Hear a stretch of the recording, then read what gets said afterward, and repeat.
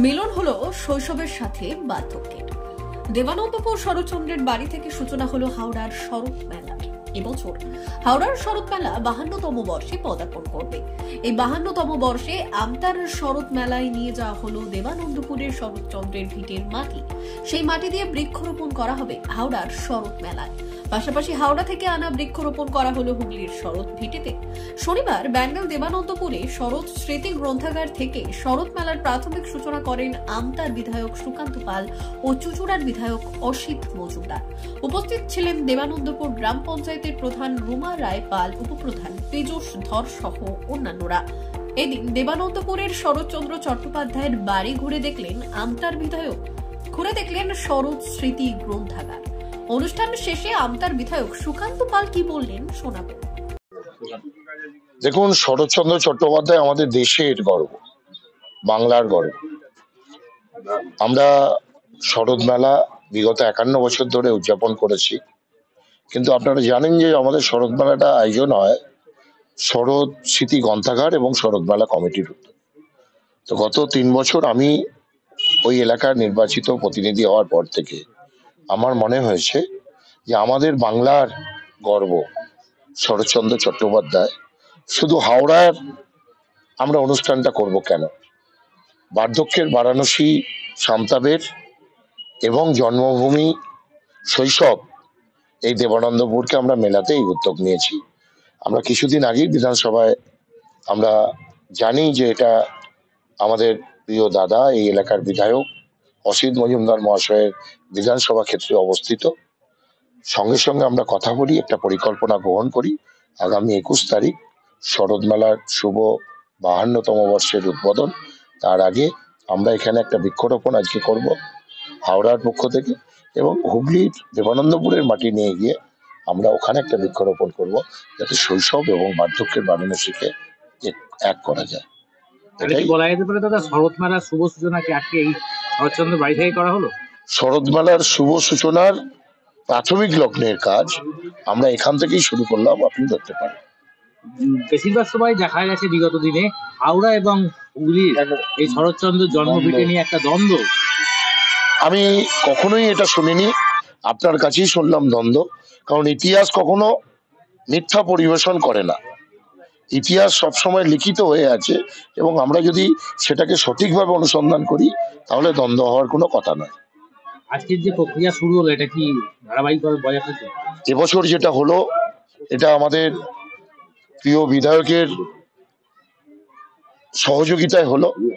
আগামী বছর থেকেও যারা শরৎ মেলা উদযাপন করবে তাদের কাছে আমাদের কথা থাকবে, এই ধরনের একটা মিলন প্রতি বছরেই যদি দেবানন্দপুরের সঙ্গে পানির চাষ এই মিলন হয় সামতাবেরের, আমাদের সবারই সেটা ভালো লাগে।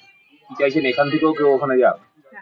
আমরা ইতিমধ্যে শরৎ মেলার প্রতিটি দিনের জন্য আপনাদেরও, কারণ শরৎবাবু এখানে শৈশব কাটিয়েছেন, পরে পড়াশোনা করেছেন ভাগলপুরে মামার বাড়িতে, রেঙ্গুনে কর্মসূত্রে থেকেছেন, বার্ধক্যের বারাণসী তিনি স্বাধীনতা আন্দোলনে যখন নিয়োজিত করেছেন নিজেকে, তার বড় অংশ হাওড়া জেলার সামতাবেরে কাটিয়েছেন। তার নিজের তৈরি রেঙ্গুন প্যাটার্নে, মানে আসবাবপত্র দেখবেন যে রেঙ্গুনে সেগুন কাঠের তৈরি, সেই জায়গা দেখার জন্য আপনাদেরও সকলকে আমন্ত্রণ জানাচ্ছি।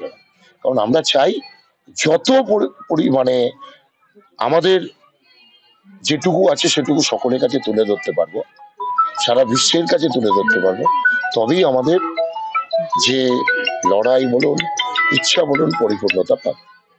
শরৎ ভিটের ছাদে আগাছা জন্মেছে, আশপাশে কিছু নোংরা জন্মেছে, মানে এগুলো দেখি। ওটা কোথায় বলছেন?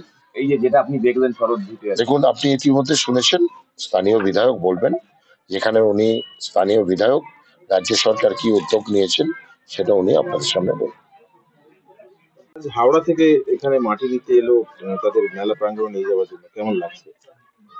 শুনুন, দুটো জেলার যে মিলন, হাওড়া এবং হুগলি, দুটো অনুষ্ঠান আলাদাভাবে হতো, এটা মিলন হচ্ছে সুকান্তর উদ্যোগে। ও আমতায় প্রথমবারের এবার বিধায়ক, ও যে উদ্যোগ নিয়েছে ও ছোট হলেও অস্মরণীয় হয়ে থাকবে, এবং এই মিলন আমি আর ও যতদিন আছি এবং আমাদের পরের প্রজন্ম, আমরা এটাই শিক্ষা দিয়ে যাব যে আমাদের প্রোগ্রামেও যাতে ওরা আসে, আর ওদের প্রোগ্রামেও যাতে আমাদের এখানকার যারা সরকারি দায়িত্ব পালন করে তারা যায়। ভালো লাগছে।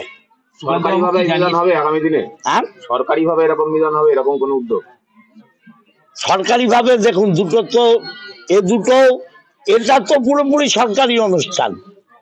দেবানন্দপুরে যেটা হয়, আমি আমাদের ডিএম এবং হাওড়া ডিএম আগে হুগলিতেই ছিলেন, আমি 2 ডিএমকেই অনুরোধ করব যাতে এই মিলনটা আরো সুন্দর হয়। আপনাকে সুকান্ত বাবু কি জানিয়েছিল এই বিষয়টি নিয়ে? সুকান্ত বাবু বিধানসভায়, সেটা আমাদের বিধানসভার প্রশ্ন, আপনাকে বলবো না। সুকান্ত বাবু বলেছিল যে দুটো জেলার মিলন চাই এবং এই শরৎচন্দ্রের ভিটের মাটি ওখানে যাবে এবং এখানে সুকান্ত আজকে একটা গাছ পুঁতে যাবে মিলনের স্মৃতি হিসাবে। সুকান্ত অনেক আগে থেকে ওদের লোকেরা আরো 3-4 বার এসছে, আজকে ও এলো এবং কালকে রাত্রির থেকেও এখানে লোক আসে রয়েছে। আর আপনারা জানেন এটা চিফ মিনিস্টার নিজে, আপনারা তো ছিলেন সবাই, চিফ মিনিস্টার নিজে এটা ওপেন করেছেন, তাই না? অতএব প্রাথমিক স্টেজে 2 কোটি দিয়েছেন, পরে অর্থ অনুযায়ী টাকা আসবে এবং এটা যখন পর্যটন কেন্দ্র পুরোপুরি হবে সব ব্যবস্থা, তখন এর অর্থনৈতিক পরিকাঠামো পাল্টে যাবে। আমরা চাই যে আমতা এবং চুচুড়া একযোগে কাজ করব। তাহলে কি দেখা গেল সুকান্ত বাবু এবং অসিত বাবুর হাত ধরেই শরৎচন্দ্রের মিলন ঘটলো হাওড়া হুগলিতে? দেখুন, আপাতত তো সেটা দেখতে পাচ্ছেন, এটা তো কেউ চেষ্টা করেনি, সুকান্ত চেষ্টা করেছে, আমি এর জন্য ওকে ধন্যবাদ জানাই। আজকের এই